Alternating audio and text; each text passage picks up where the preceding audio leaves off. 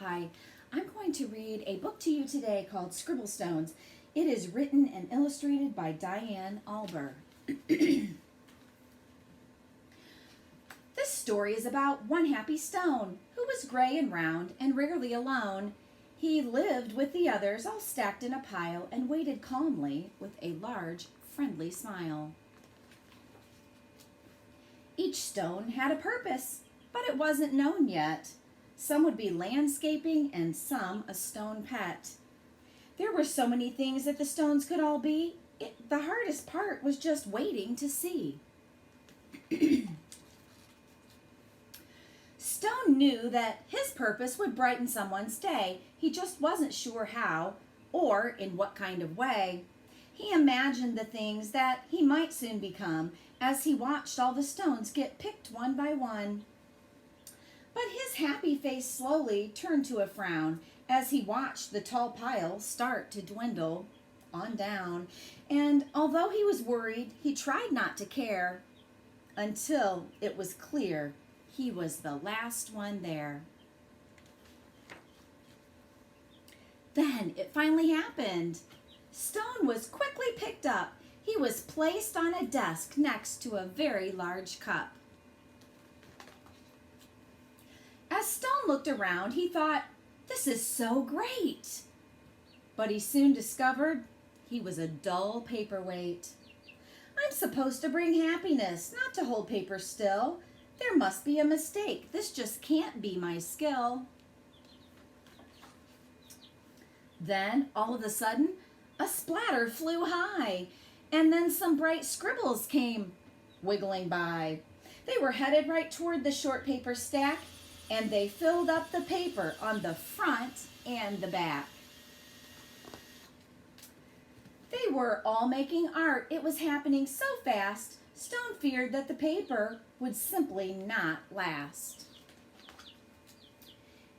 He couldn't believe just how much the pile grew. Then he heard a small cry from the fun splatter crew. "We knew this pile was getting too tall. There's no more paper. We have used it all." The scribbles all cried. They now saw it too. "This is a disaster. Oh, what will we do?" Stone didn't want the scribbles to cry, so he thought of something that they all could try. He slowly rolled down the very large pile and said, "I know how to make you all smile. I know I'm not paper, but I like art too. Do you think you could spare some red, yellow, and blue?" They loved the idea and could not wait to start. Scribble began making a happiness heart. Splatter then painted some pale baby blue. Another scribble added a sunny gold hue.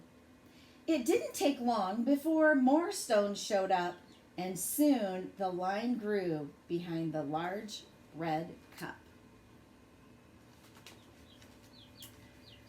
To Stone's surprise, he was picked up once more. He had never heard of this happening before. More art was added, and he was on his way to become a small gift to brighten someone's day. Nearby, another stone's journey had begun. He was spreading such happiness and having great fun.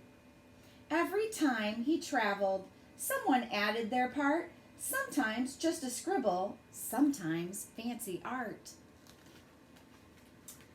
With each new layer, there was a story to share, and soon Scribble Stones were seen everywhere. They traveled the planet. It was quite an event, bringing happiness and fun wherever they went.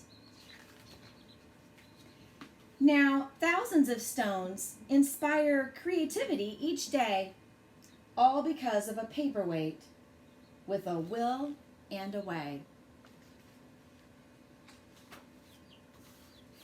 At the back of this book, it talks about a Scribble Stone project. Scribble Stones are intended to inspire creativity and spread happiness through collaborative art. Here's how it works. Find a stone and add some art, a scribble, a splatter, or a happiness heart. Then give it away and let someone know that this Scribble Stone makes happiness grow. It is so very simple and it's easy to do. Just add some more art and give it away too.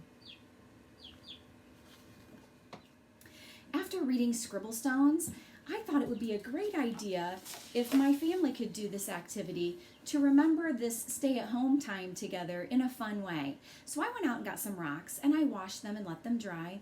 Then I went and found some paint, some markers, anything that I could add color to my stones with.